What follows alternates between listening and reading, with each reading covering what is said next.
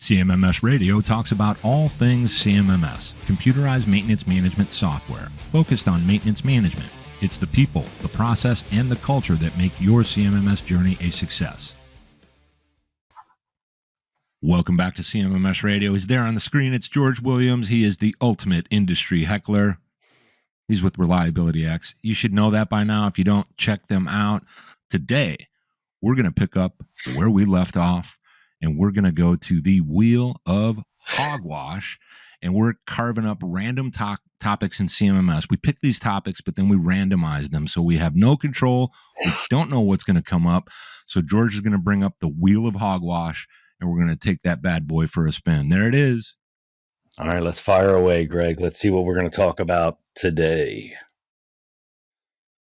And the winner is what is useful inside a CMMS? I love it. I love it. I love it. Let's get back to being live here. Wow. What's useful inside a CMMS? There's a lot to unpack, and sometimes we want to talk about what's useless, but this is good because we're talking about what's useful inside of a CMMS. So when I hit you with that, what's the first thing that pops into mind, George? Well, there's a ton. I think to put the question into context and the topic into context, we have to realize that over time, CMMSs evolve. And the older the system is, the more customers have asked for things, and lots of additional functionality gets put into play. And there are many, many systems that have lots of pieces of functionality that no one touches. And so while it may be useful to some customers, it may not be useful to every customer. And so when we thought about this topic, it's really about hitting home the key pieces of functionality as to why, not just why you would want a CMMS, why you're implementing a CMMS, why you utilize a CMMS, but what are the key critical pieces of information that you have to capture for it to be useful, right? So what's the functionality piece that's useful, but what do you have to do as a user to make sure that you are taking advantage of the useful pieces? So I don't know, there's so many areas that are useful. Let's start with the really critical ones. We have to manage a workflow. We have to be able to manage work as it gets done. And so when we think about either CMMS selection, or we have one and now we're in implementation, we have to make sure that that workflow matches our business practice. So we need statuses and other functional pieces that help that workflow along so it can support the business. Why is that necessary? Why is that a needed piece? It's mostly for efficiency of the workforce. Maintenance staff has many, many things that they could be fixing, or many, many things they could be doing to help improve the plant. We want to be able to prioritize that work effectively, and we want to be able to group that work together so that, let's say we're inside a manufacturing plant and we've got a 4-hour window that we get to work on this asset on Thursday afternoon. If I don't have a CMMS, I have to remember all the things that we had to do to that line.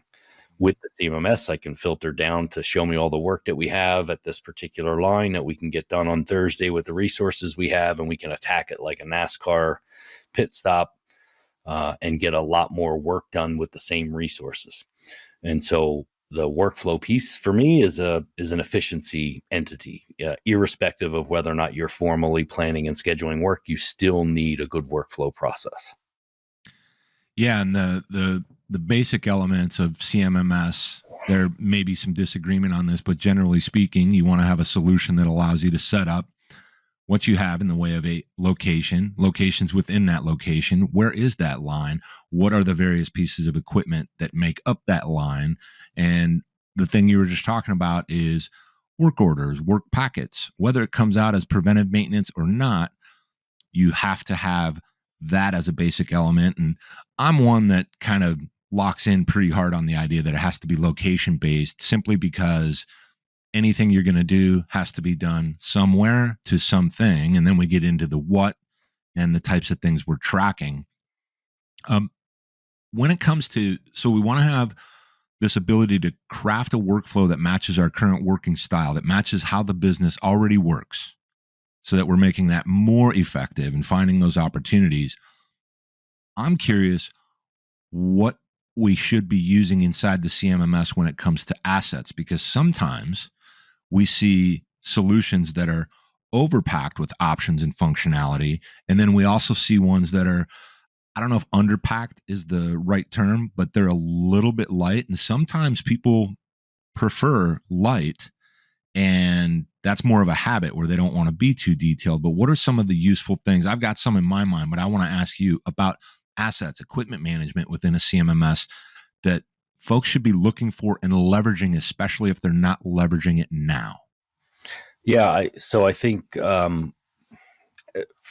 even kind of preamble to the asset conversation, you brought up locations, and some systems don't even handle locations as a structure. It's just a field on the asset record, or a basic drop-down list, and not really a hierarchy of locations. And then in lots of systems, things that are on the asset record, in my opinion, belong to the location record and not even the asset record. Things like the criticality. Criticality is based on the process that a particular asset sits inside of, not necessarily the asset's make and model number. And so for me, criticality should belong on that location structure. In the asset side of things that are really important are attributes of the asset. So if I have a motor, what's its frame size, what's its horsepower, what's its voltage, what's it, et cetera, et cetera. The reason that's important is so that I can find a viable replacement that doesn't have to be make and model number. If I know specifications of the equipment, I can order similar specifications and still get by. Or I might be able to find one in the storeroom that doesn't match make and model, but does match its specifications.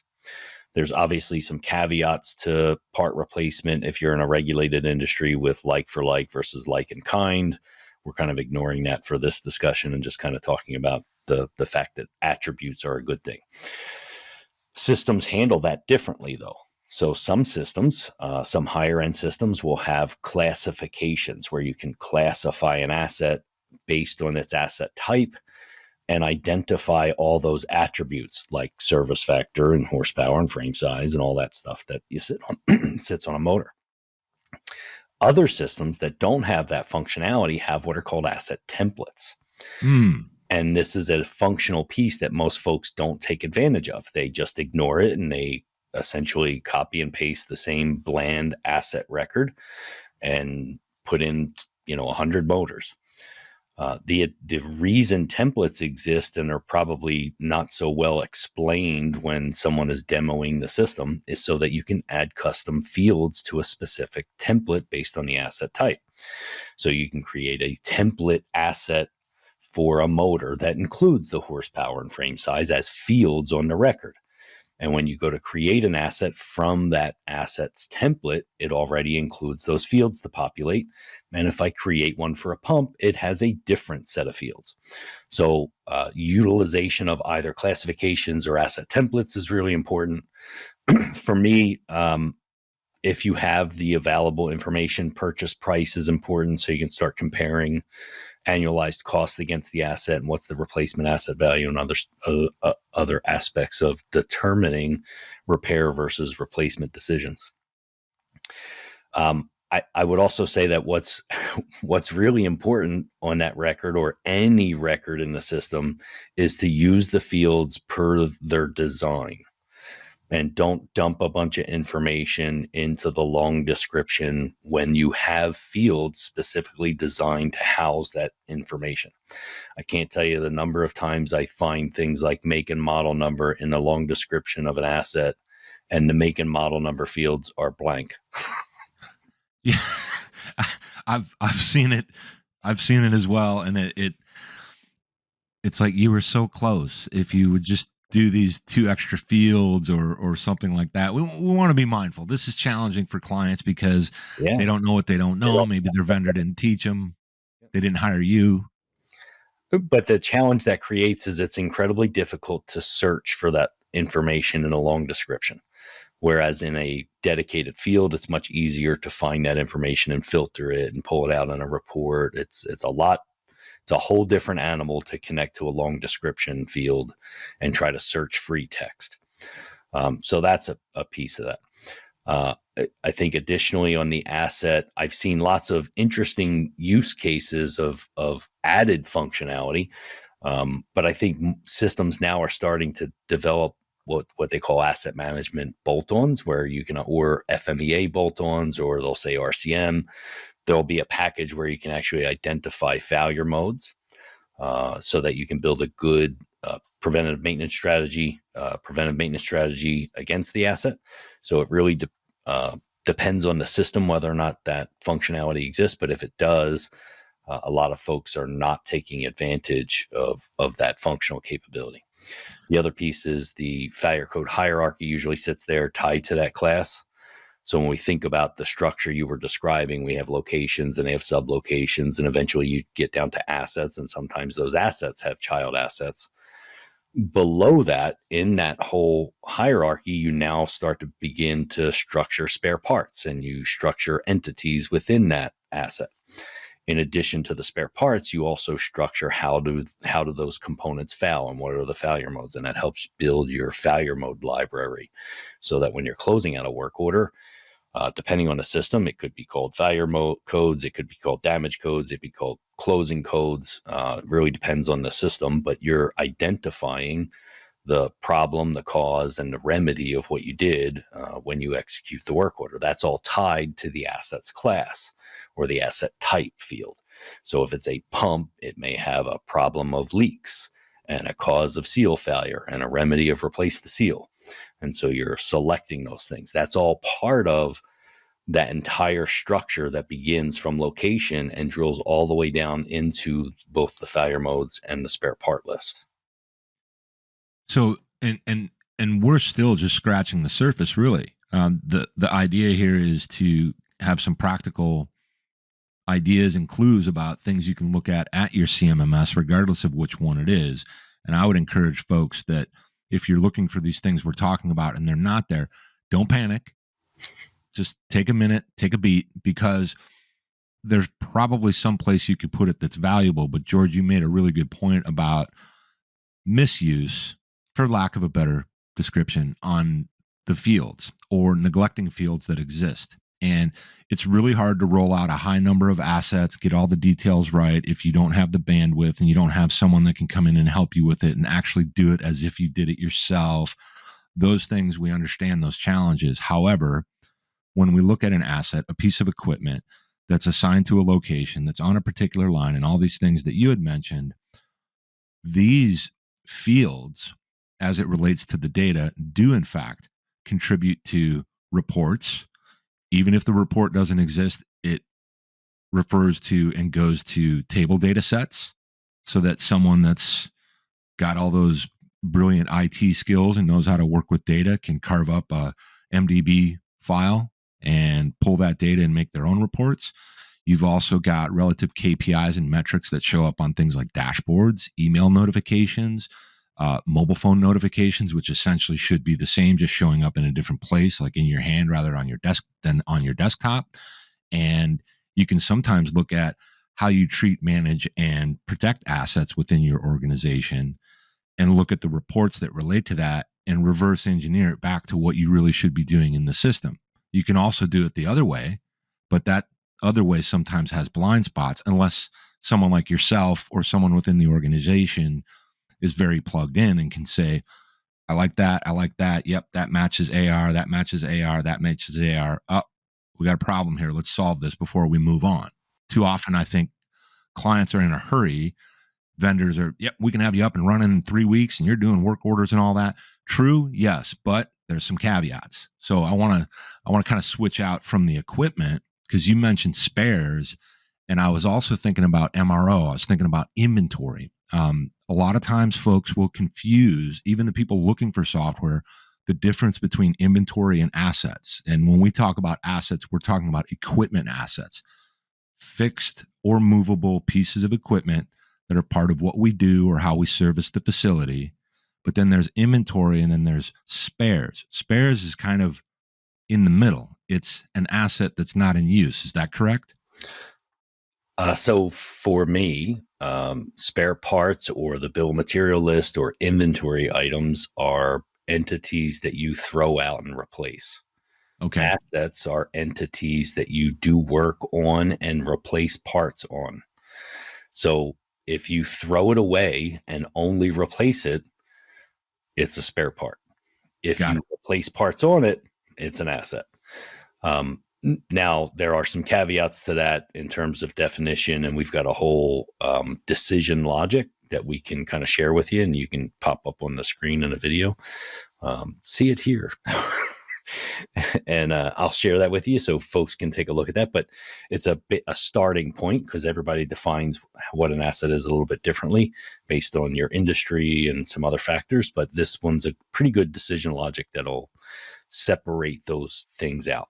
So you've got assets, you've got spare parts, and then you have rotating spares or spares, as you had mentioned, which means it's a repairable both asset and spare part. So if it's a motor of a decent size and we send it out for rewind, it is both an asset that is serialized and an inventory part. So when it comes out of the field, it gets sent off site to repair. When it comes back in, it ends up in the storeroom and then it gets issued back out into the field. So it's both an asset and a spare part or an inventory item. Yeah, that's another thing where when we're deploying CMMS platforms, and this happens in facilities that aren't necessarily leveraging reliability because of its, like maybe a non-manufacturing facility, property management, school, all those. And the reason it's important to have these distinctions, we even touched on it in the past multiple times, where, in fact, you brought it up today, when we have data in the wrong places and it's swimming amongst this block of description data, which, yes, if you open it and you read the whole thing, it's really good information, but it's not going to help you on reports because now it has to be parsed out and it's really difficult to find because there's no standardization. So these areas within your CMMS for asset related, equipment related things, spares, the different consumables, all fine and good, but we want to use those dedicated fields like you sent because that gets back to a reliability concept, which is design intent. The CMMS in and of itself has, I'll start there. It's an origin story and it has a design intent because somebody built it, for example, to manage multiple job sites in the building maintenance and management industry. And then they have all kinds of different clients in all kinds of different sectors. That's a CMMS, right? But then there's this other one that this is just for schools and universities, yet another one that is very manufacturing centric and for a specific sector. Is it discrete manufacturing? And on like this. So rather than spinning out, let's switch into some of the other areas that you were thinking of that are useful, the things that are useful within the CMMS that oftentimes get overlooked or neglected or people might not have an awareness of that they should look for it.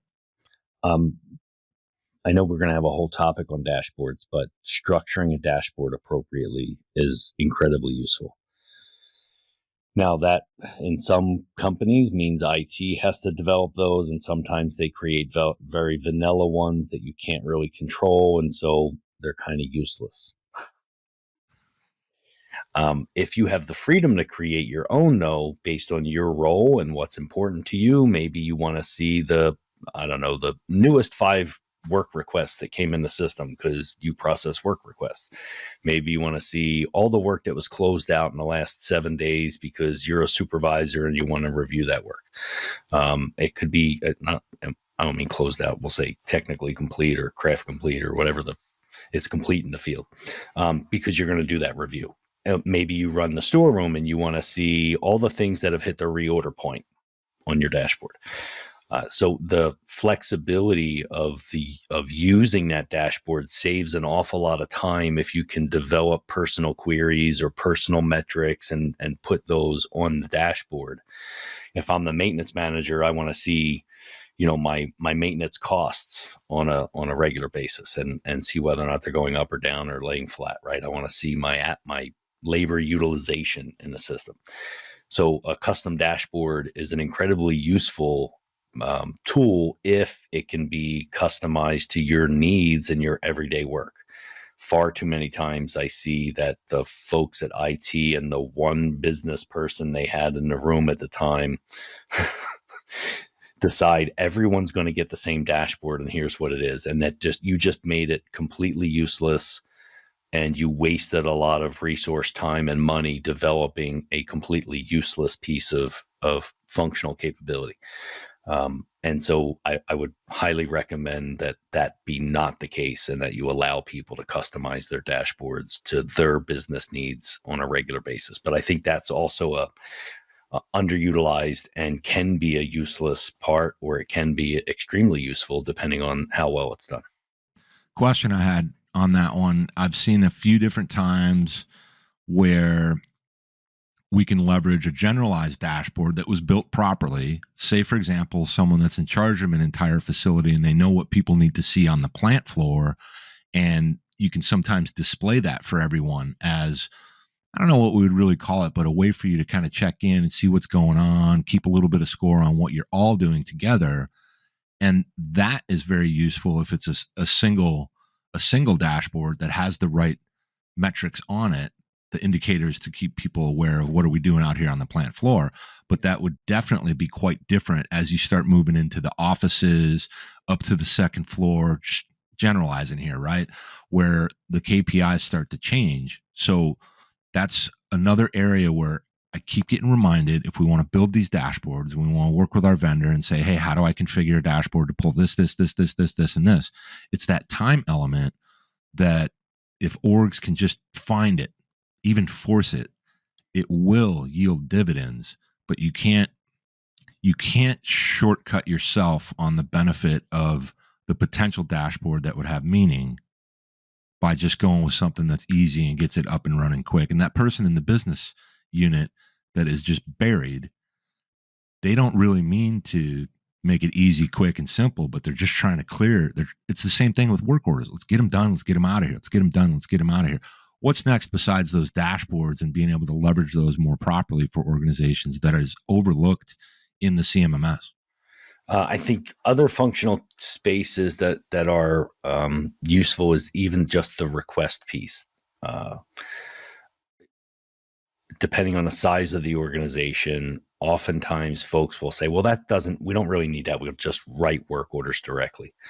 And I think the request piece is important so that you can triage the work, get rid of duplication, and make sure that the work is going to get done and funded before you approve it to become a work order.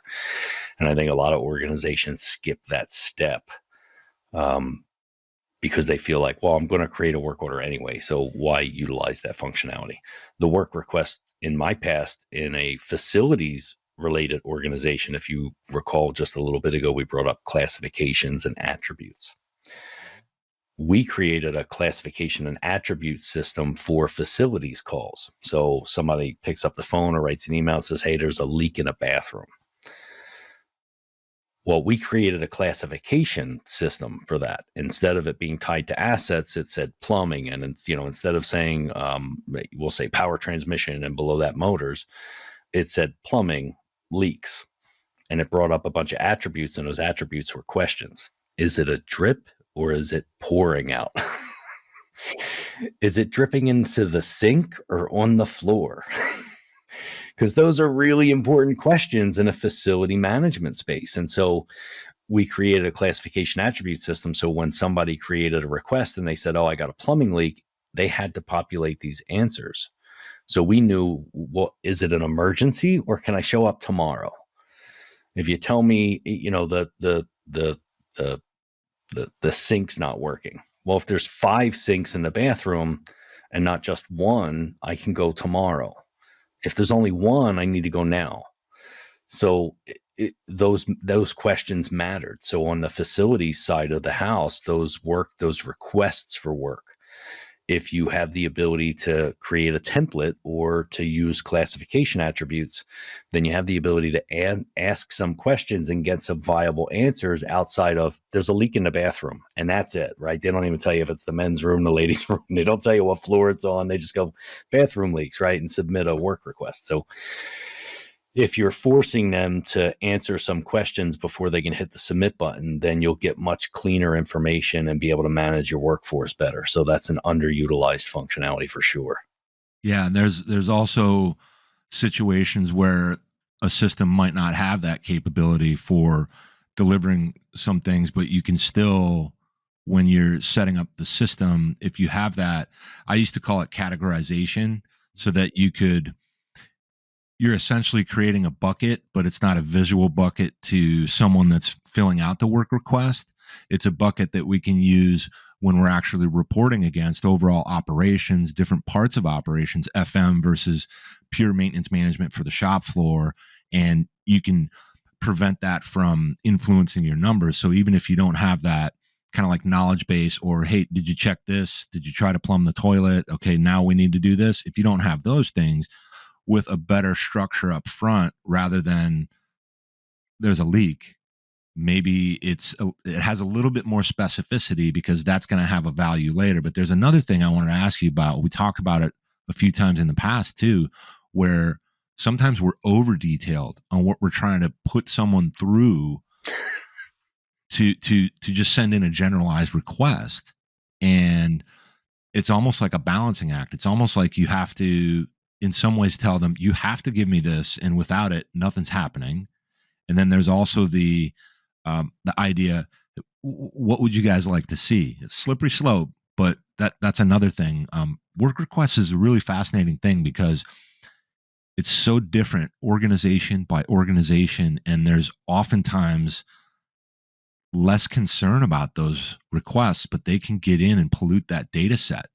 We could do a whole episode on best practices for work requests. Yeah, well, No kidding. I think we should do that. Because if you put a priority on it, everything's an emergency. Yep. If you have a checkbox to say, is this a safety issue? Everything's a safety issue. And so you've got to be discreet around, well, how do we go about this? And in the past, we would put on there, we labeled the field customer priority. That is not our priority. That's your priority. You deciding what it is, not us deciding what it is.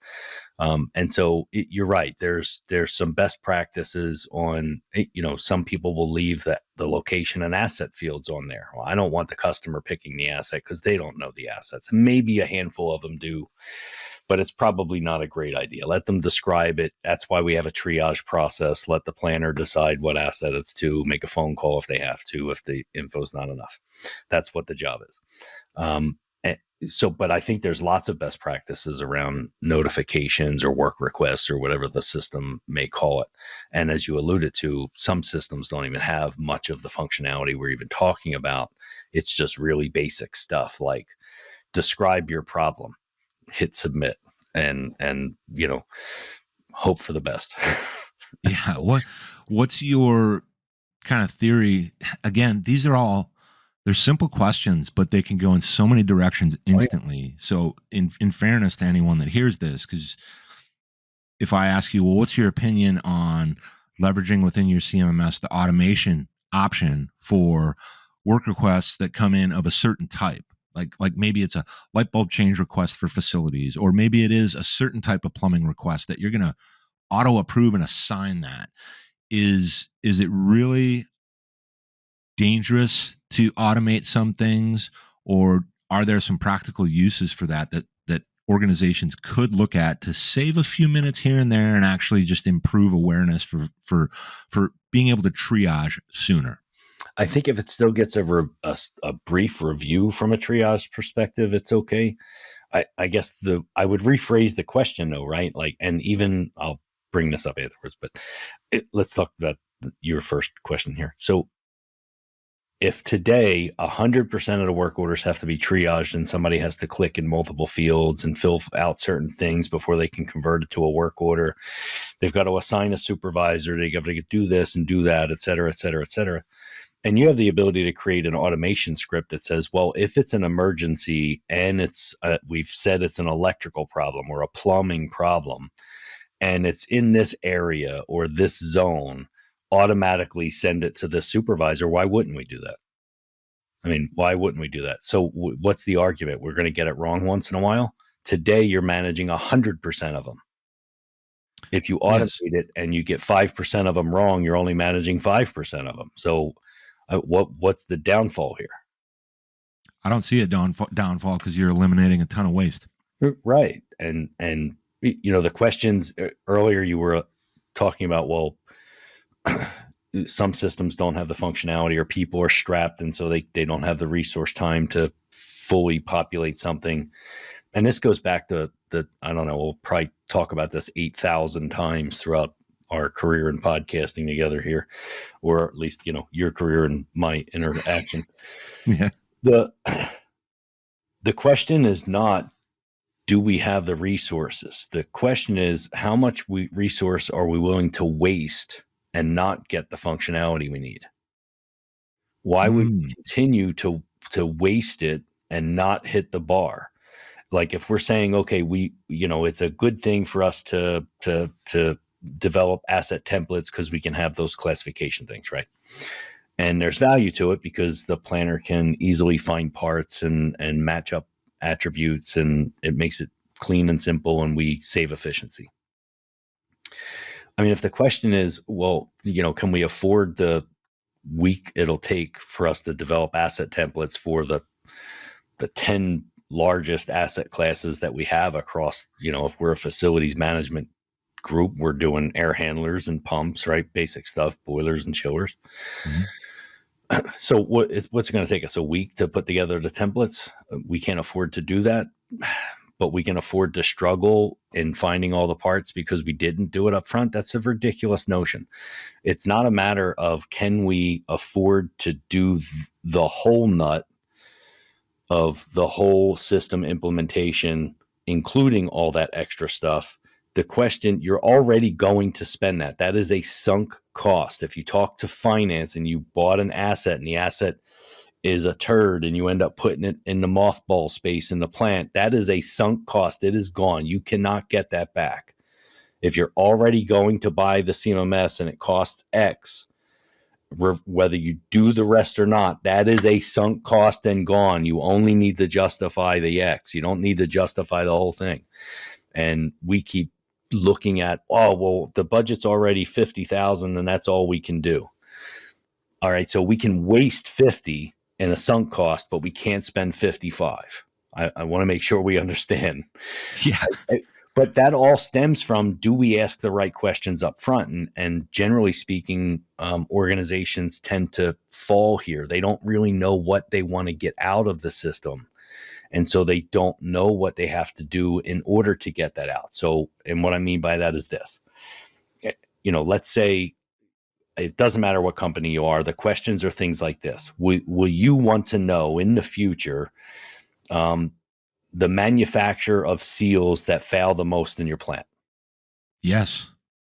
Some companies are going to say yes to that. Some companies are going to say, I don't really care. That's not a critical thing for us, right? But if I'm the local water district, I might care about that. And so they're going to want to be able to have problem cause remedy. They're going to want their parts tied to manufacturer. They're going to want a good bill of material list. They're going to need those things in order to get that data out. If you're an organization that doesn't care about that, great, check the box, move on. What's the next question? Next series of questions, right? Do I need to know what the most expensive pieces of equipment are to operate and maintain? Yes. All right, good. Do you have service contracts? Do you hire companies that come in and do work? Yes. Great. Well, then you need a way to track the cost of the services against the assets. Otherwise, that data you just said was important to you, you don't get. So for you to then say, well, we can get this implementation done in a week, but we're not going to figure out how to create service requisitions inside the system. We'll do that in phase 2. Phase 2 never comes, by the way. It's like tomorrow.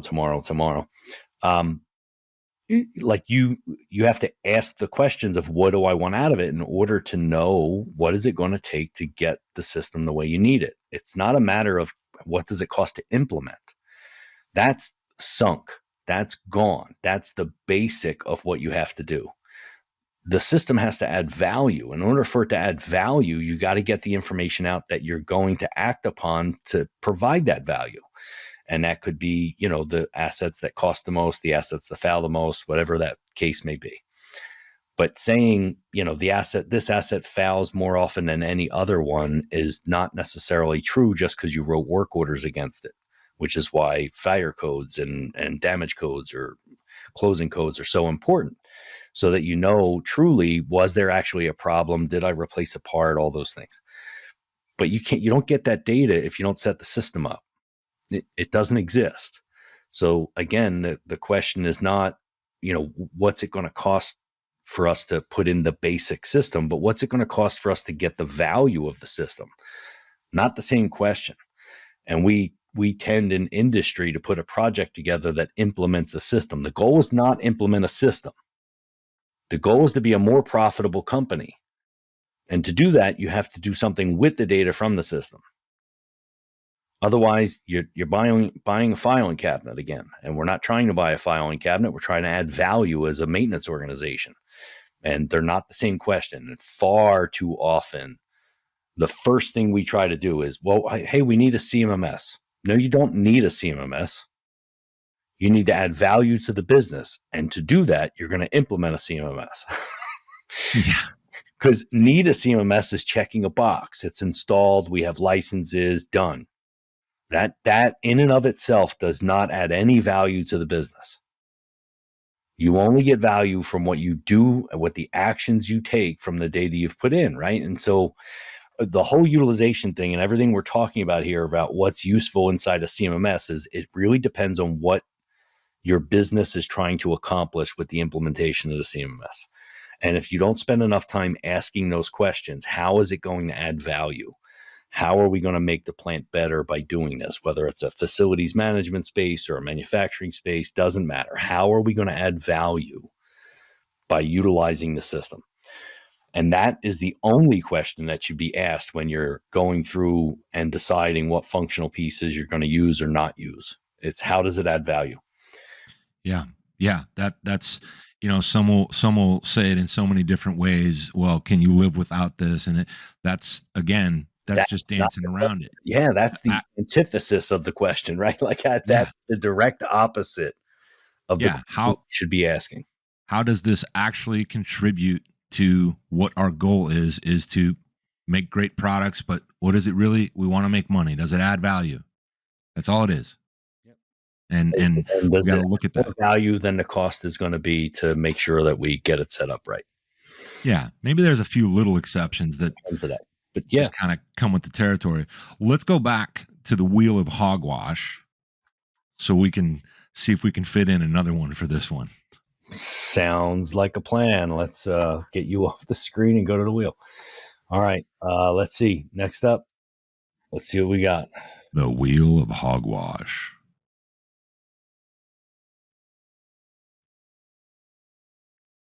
Oh, these are the overlooked features, the things that folks need to use. So this is a good episode because we've got two things that are kind of related right there.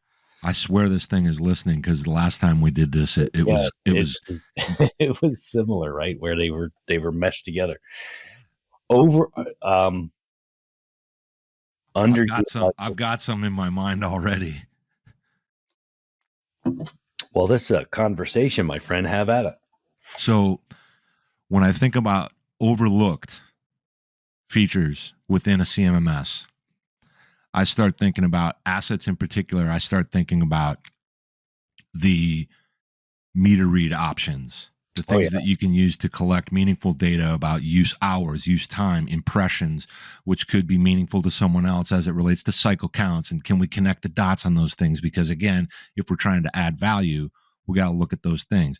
I've put my piece of equipment in, I've put some details, I've got a serial number, it's categorized, it's got the right service types, I've even got some PMs on it, but I'm not aware or I have yet to use the meter read fields. There's other pedigree type information, obviously color, weight capacity, temperature readings, pressure readings on springs of a particular piece of equipment.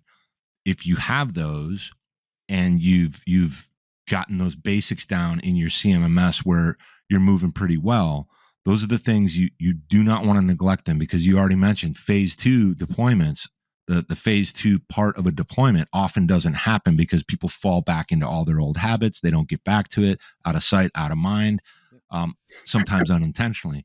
Another one that I've seen often is when we talk about service vendors and partners to the organization that may come on site or they may supply things, many a system don't leverage that option that's already oftentimes, I don't want to speak for the vendors out there, but oftentimes is included, where you can have the vendor relationships, the organizations that come in and work on certain lines, certain pieces of equipment, the HVAC systems, the elevator systems, whatever it might be. And you want to set those up, and you want to do it in detail if that option exists, because once you're done, aside from managing it and keeping an eye on it, it's there and it's providing meaningful data. Who's allowed to work here? Who did what, when? Who was the last vendor that touched that machine, let alone my team? But I want to know, did any vendors touch this in the last year? And you mentioned in our previous segment here about warranties. That's another area where you can look at things like insurance certs. Do they have compliance for coming on site? And from here, I can just start spinning out on all these things. But those are the little detailed areas that you, as a CMMS user, owner of the CMMS, the organization as a whole, may think it's okay to just, we don't really need that right now. Look at those, because they can add even more value. And we're not trying to say buy every feature on the sun. We're saying if you have it, see if it's something that can add value for your team and for your outcomes and for your clients. It's a matter of what's the value back to the business. And if you're in an organization that goes around collecting meter readings on paper and putting it in a filing cabinet, you immediately stop, because no one's looking at it. You can't trend it. It's a complete waste of time. If you're checking it for go, no go, then swap out your gauges that have little green sections. And if the needle's outside of the green section, you got a problem. Either way, writing it down and putting it in a filing cabinet is not a great thing to do. The metering functionality inside CMMS systems also varies greatly based on the system. Some systems, so let's just walk through the basics of that so people understand what that is, right? So I can create a meter, say electrical usage hours meter. We'll say an hour meter. And I can put in an hour meter that counts. And so I'll have on my PM list, I have to go check the hour meter. And so I can go check the hour meter and in the system put in how many hours have elapsed since the last reading. I can then have trigger points inside the system based on a couple of variables. If this is a counting meter, it's going to count the number of hours. So if I want a PM to trigger every 500 hours, when I take the reading, if it has exceeded 500 hours, I have entered that in the system and said, look, every 500 hours, spit this PM out. When I enter that data, it has triggered the PM. The PM creates a work order, and a work order comes out to go PM whatever unit was connected to that hour meter reading. Other types of meters have ranges, acceptable ranges, a low limit and a high limit, say a temperature or pressure reading. And you can have both alarm points and action points against both sides of that scale. So if the reading is low, what happens? I don't know, spit out a corrective maintenance work order to go check to see if we've got a problem at a check valve that's stuck closed. Or whatever the case may be. You can pre-set up that task list or that job plan to come out with a work order that says check these things because pressure is low where it shouldn't be. And then the same thing can happen if the pressure is high. If the pressure is high or at some interval above normal, you can spit out some corrective maintenance work order with a canned set of tasks and even parts, if that's what if you can know that based on a meter reading, and you can go execute.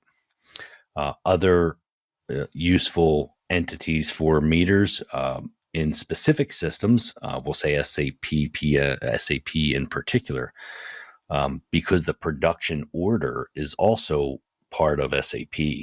You can tie a meter to the production order and trigger your PMs based on the number of units you manufactured that day.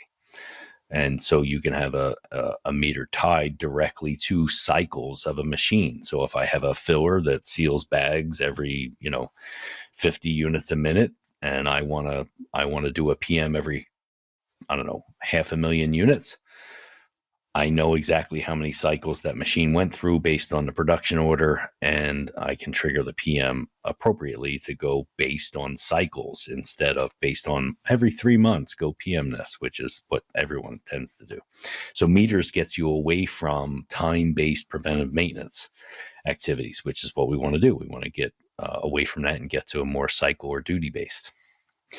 Other systems allow you to have what are called condition meters, a meter that's not tied to a number, and where it's asking a question that you can essentially create a list of potential answers to, like inspect the belt. The belt's in perfect working order. The belt is glazed. The belt is broken. Whatever the answer is, those things can also trigger a work order. So if the belt's okay, nothing happens. There's no action to take. If the belt is not okay, it can immediately create a corrective order to replace the belt, or if it's misaligned, to align it. And so you can have multiple answers, and each one of those answers can trigger a different task or a different work order to come out to take some intervention. And so those are conditional type meters, and systems vary greatly. I would say that the number of systems that handle conditional meters is a much lower number than the number of systems that handle counting meters or numbers-based meters. But that is an absolutely underutilized functionality. Most folks are barely dabbling in the use of meters. Something I want to point out is this is true for some systems. I'm not sure how many, some of which I've experienced. For those that are like, wow, this is a lot, it's overwhelming. Remember what George was talking about with templates. Many of these systems, when you have assets that live in certain categories, I'm going to use a very general example, HVAC systems or rooftop handling units, right? We have many of those on this huge property, and we've got the first one in there, and we've set up our meters. Maybe we are going to start triggering events based on the number of hours that unit has run. Therefore, we're going to have another work order that comes out. Go collect that. Go collect that data on a periodic basis. And then all these other things George was mentioning. And then when we start to copy that, we can replicate it, dial in what the actual unit location is, dial in the other things. But now those things are there. And because people get overwhelmed the more they have to set up.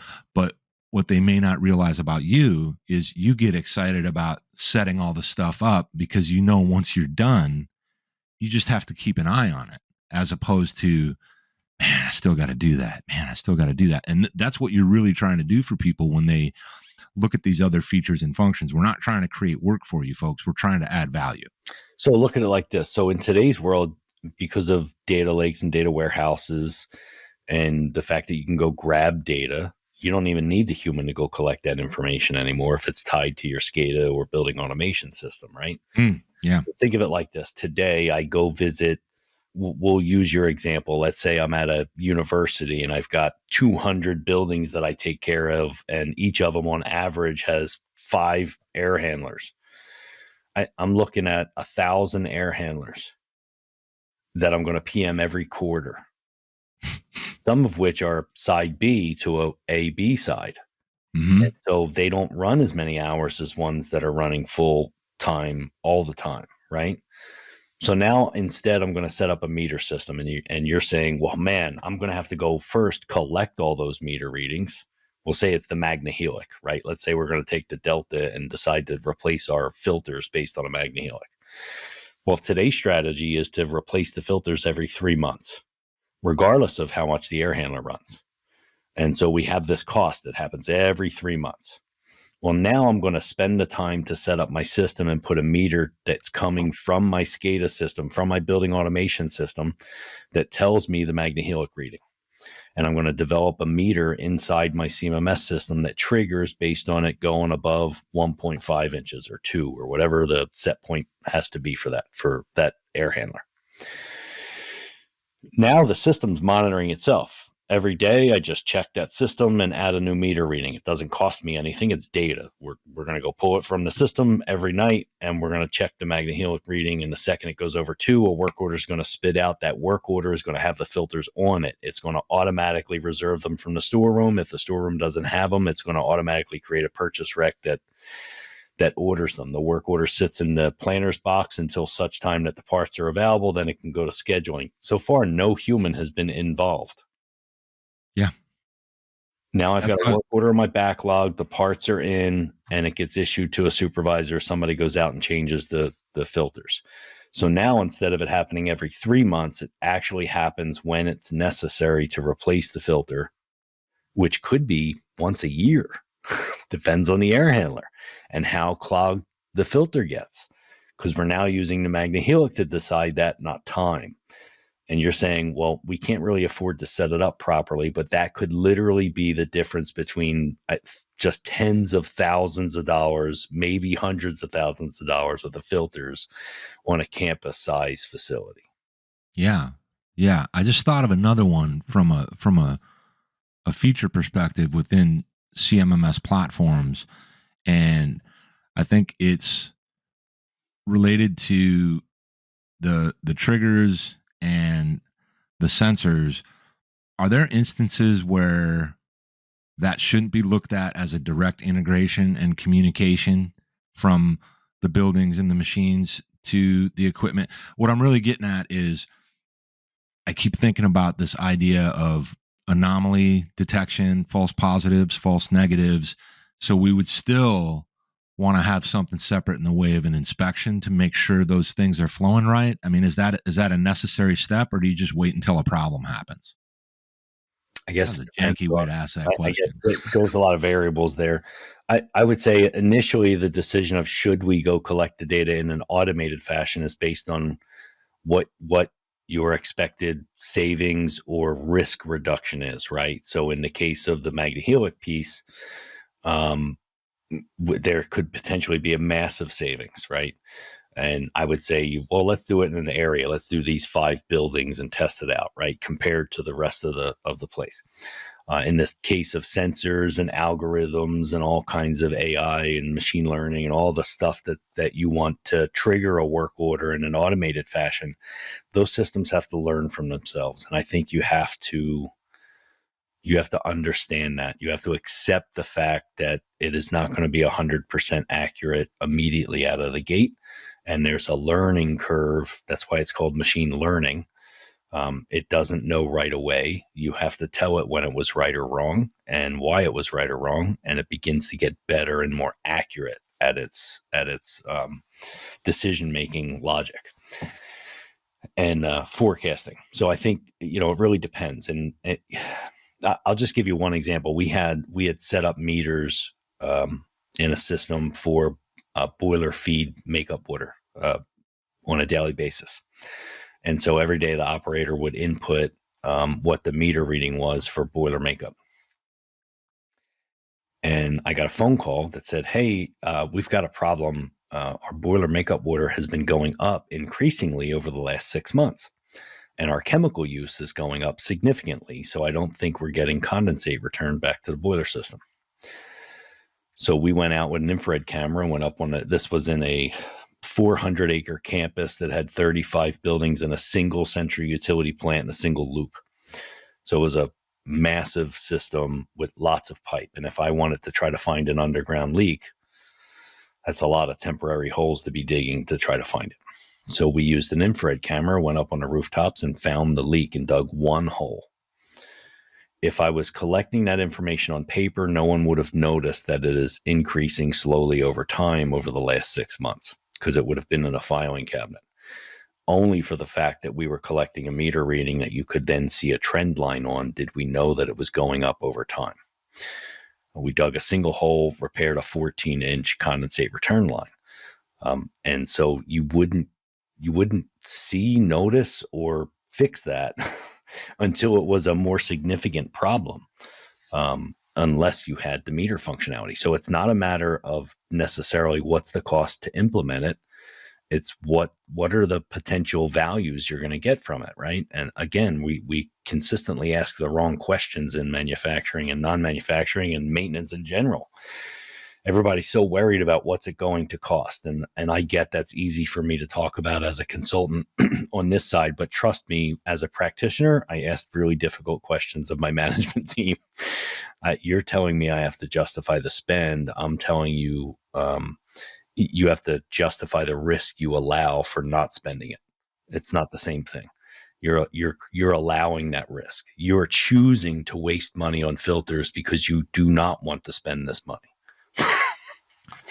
It's a really interesting mindset that we all kind of talk about in different ways and understand in different ways, and also don't understand in many ways, where that spend is such a barrier to your increased throughput, your increased outcomes, your value to the organization, and all the different things that we say. Some of it is, really direct and easy to understand. Some of it's a little bit lofty maybe, but that is a persistent mindset that we see time and again. And when it does go away, it's always temporary, because we have a tendency to lose sight of, that's more of it's almost like a long game view. You're not looking for quick wins as much as you're looking for an actual solution to a problem. It's sometimes a perception too, and not as true as people think it is. Oftentimes, we go in and assess plants all the time, and we'll be at the shop floor level and even the management level of the shop floor. And those folks are saying, well, we can't spend any money. We can't spend. We're constantly told to cut costs. We're constantly told there's all these cost cutting initiatives. That's a whole pet peeve of mine. But then when you talk to a plant manager and you go, hey, I want to know what your preference is. Should we spend $500 on a motor gearbox to do it on Sunday that hasn't fouled yet? Or should we let it foul on Wednesday and cost you 4 hours of production? What do you think the plant manager's answer is? Well, he's doing it on Sunday. Why would I want you to cut my production down? Okay, but your folks believe they can't spend any money, so they wait for it to foul, because once it is fouled, you're willing to spend money. And he goes, that's the stupidest premise I've ever heard of. But that's exactly the decision-making process that's taking place in the shop floor. Yeah. It's like you say, it's perception, because it's got an intangible element until it happens. That's right. And that's where we constantly struggle with, when people have been there, they've seen it and they've done it. And even then, in face of large amounts of support for this, situation, still it's like, nope, we're not spending any money. I got one more for you and then we'll wrap this one. Yes, sir. So when it comes to overlooked CMMS features and functions, I actually have often seen, still to this day, resistance to leveraging the mobile aspect of a platform.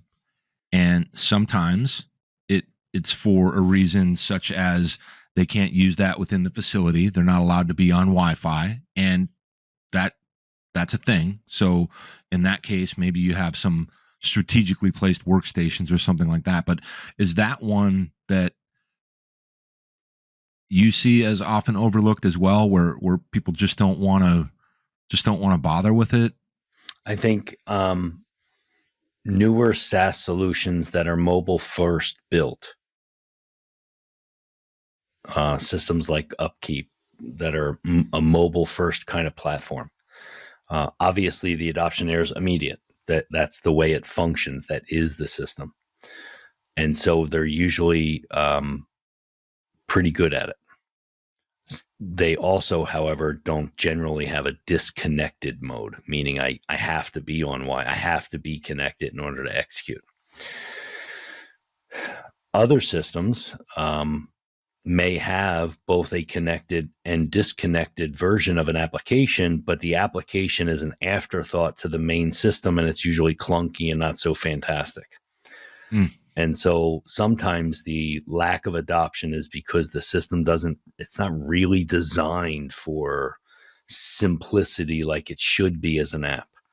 And some systems just take the desktop version and squeeze it down into a smaller screen, and that's even worse, right? So it's got to be functional for the end user, or don't do it. Just don't do it, right? And I often say, like, our job as a company is to make the plant floor's job easier. And if we're not doing that, we're failing. The mobile application for a CMMS system must think of itself in the exact same manner. If you are not making their job easier, stop doing it, because you're failing. It can't be clunky. It can't be complicated when they can just write it on a piece of paper and hand it into an admin. Like, why make it clunky? It can't be difficult. And it's got to be sleek, clean, and simple. It's got to be buttons, drop-down lists. There should not be any typing on the mobile application for a technical resource. It's too difficult for many of them to do that. And in some cases, the device is just tiny. So, I think, and then there's some resistance because they're afraid they're going to break them all the time. And that's just a load of crap. I mean, like, I have not seen, it has not been my experience that organizations tend to consistently destroy the devices. There's lots of ways to protect those devices. There's lots of ways that you can issue them directly to somebody. Like, they'll do strategies like, well, we can't spend the money to issue them to a person, so we'll buy a group of them for the shift. Well, that's how they end up disappearing and breaking, because no one has any responsibility directly tied to them, right? So you thought you were going to save money, but the reason they're getting destroyed, or the reason they walk off site, is because they're not issued directly to an individual. So you create a behavior sometimes with the processes you put in place. Not to say that, it's a habit for things to walk away on site. That's not what I meant. I'm saying you're creating a scenario where that's an easier thing to do, because there is no accountability to a specific device, because you didn't issue one-to-one. You saved $1,000. It's in exchange for that, right? Like, it's pennies. But I think that the adoption thing for mobile has a couple of some of it's probably viable reasons why that you don't see the adoption right away. Whether it's device size, whether it's the app that happens to be with that system is not truly a mobile first application. But I think that the newer systems that are in place today have a leg up on all those legacy systems, because they are a mobile first application. Yeah, I tend to agree with that. And I really have seen several situations where it was not an option for teams to use that part of the technology because of what they did. Meaning to say, they're in a sector that is highly secure, and that's too risky for them. And in other words, it's adding more risk to the organization than it would be adding value. Yeah. It's pretty simple, where you can't do it at that point. Well, so George Williams, we took on the wheel of Hogwash yet again, and we're going to do that once again real soon. I hope everybody's enjoying this. Thanks for being with me on CMMS Radio. Thanks, Greg. Did you find this episode helpful? Please send us some feedback, suggest a topic, or ask a question. Reach out to CMMS Radio if you need a co-pilot on your CMMS project. Visit CMMSradio.com and use the What's on Your Mind link. Thank you for tuning in to CMMS Radio, your resource for all things CMMS, from selection to implementation, to help you make better choices, learn from industry experts, and have a successful CMMS journey.